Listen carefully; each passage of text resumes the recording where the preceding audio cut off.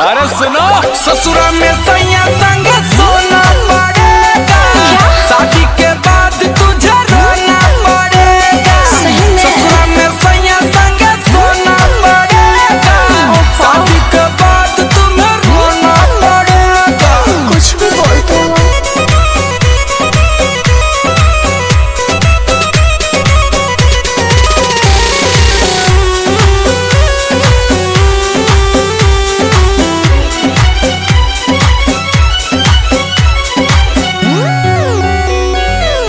आजकल के लड़के हैं लफुए, लड़कियों को यूज करते हैं, काम निकाल कर देते हैं धोखा, दिल को सब तोड़ते हैं।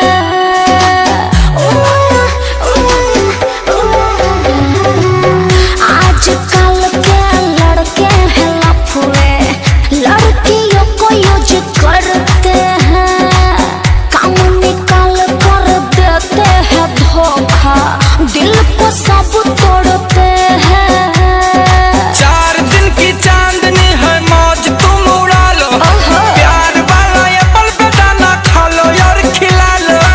लड़कों का नखरा यूं ढोना पड़ेगा, प्यार है तो करना ही पड़ेगा। ससुरा में सैया संग सोना पड़ेगा, शादी के बाद तुझे रोना पड़ेगा।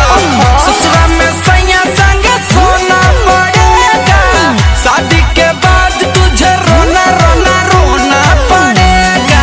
तो चुप तुम करा देना।